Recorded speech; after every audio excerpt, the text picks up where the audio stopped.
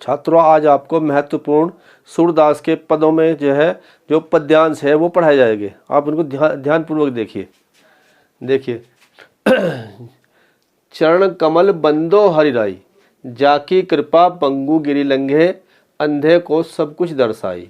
बहिरो सुने गूंगे पुनि बोलई, रंग चले चले सिर छत्र धराई। सूरदास स्वामी करुणामय, बार बार बंदो तिहि पाई। ये सूरसागर से लिया गया है और सूरसागर एक महाकाव्य है। इसमें ऐसा माना जाता है कि 1.25 लाख पद थे इसमें, अब केवल 10,000 पदों की प्राप्ति हुई है। तो उन्हीं का ये अंश है और इसमें सूरदास जी श्री कृष्ण जी की भक्ति कर रहे हैं। भक्ति देखिए, चरण कमल बंदो हरिराई। सूरदास जी कह रहे हैं मैं श्री कृष्ण जी के चरणों की वंदना करता हूँ, जो कमल के समान कोमल है। बंदो माने वंदना करता हूँ, हरिराई माने श्री कृष्ण जी के। मैं श्री कृष्ण जी के चरण रूपी कमल रूपी चरणों की वंदना करता हूँ।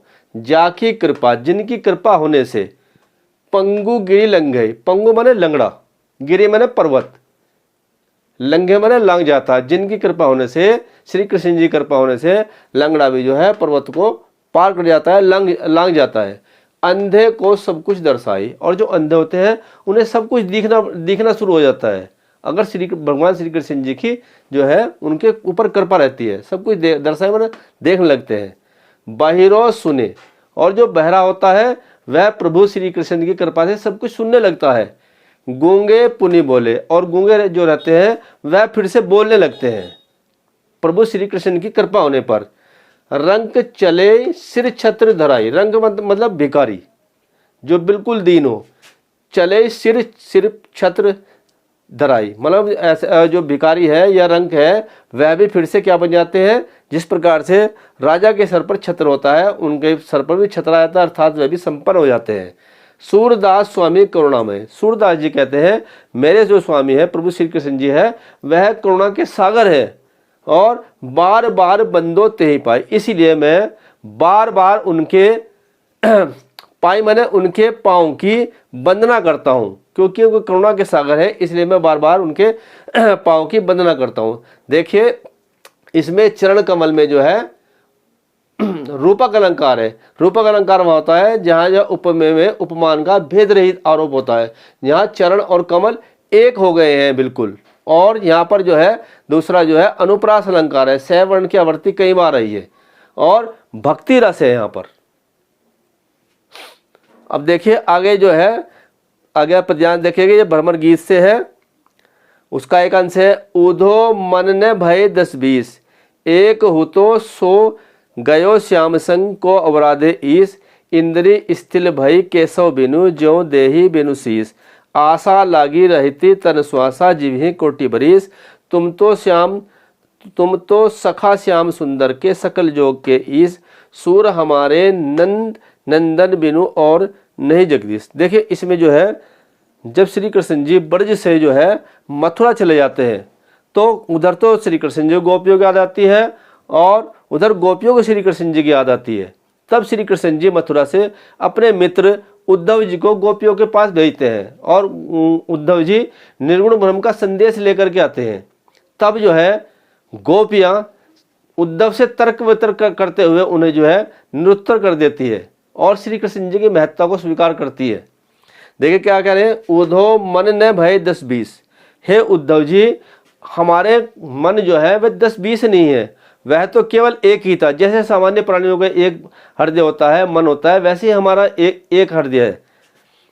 एक हुतो सो श्याम संग गयो श्याम संग को अवराधे, एक ही था और इतना होने पर भी वह तो श्याम के संग चला गया है, श्याम के साथ चला गया है। को अवराधे ईस, आप निर्गुण ब्रह्म का संदेश दे रहे हैं, निर्गुण ब्रह्म के बारे में चर्चा कर रहे हैं।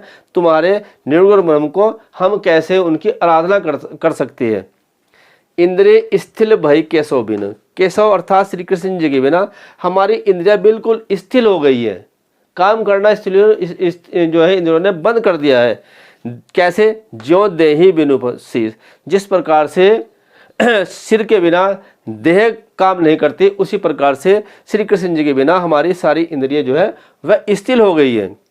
आशा लागी रहित तन श्वासा जिह्वे कोटि बरीस, और क्या कह रही है गोपियाँ तर्क देते हुए कह रही है कि श्री कृष्ण जी के आने की आशा लगी रहती है और तभी हमारे तन में जो है सांस आ जा रही है। अगर आशा नहीं रहती तो हम कभी की जो है मर लेती। जीव ही कोटि वरिष्ठ, और इसी प्रकार से हम श्री कृष्ण जी की याद में करोड़ों वर्ष तक तो भी हम जी सकती है।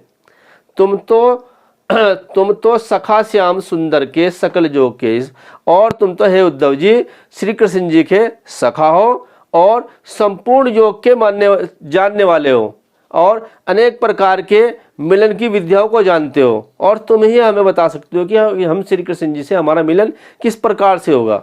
सूर हमारे नंद नंदन बिनु और नहीं जगदीश। सूरदास जी कह रहे हैं कि गोपियाँ कहती हैं कि नंद के बेटे के अलावा और हमारा कोई भी जो है ईश्वर नहीं है, हम तो केवल श्री कृष्ण जी को चाहते हैं, वही हमारे ईश्वर है, उनके अलावा हमारा कोई जो है ईश्वर नहीं है। देखिए जहाँ पर वियोग होता है, वियोग, वहाँ पे वियोग श्रृंगार होता है। वियोग और वियोग श्रृंगार और करुण श्रृंगार रस के बारे में एक ही है। तो वियोग में तो मिलने की संभावना रहती है, परंतु करुण रस में जो है संभावना जो है बिल्कुल समाप्त हो जाती है मिलन की। तो यहाँ पे वियोग श्रृंगार है और ब्रज भाषा है। ऊपरले वाले पद में ब्रज भाषा थी और इसमें भी जो है ब्रज भाषा है, और इसमें अनुप्रास अलंकार है क्योंकि सवर्ण की आवर्ती आई है और नवर्ण की आवर्ती आई है। ब्रज भाषा इसमें भी है और इसमें भी, दोनों में ब्रज भाषा है।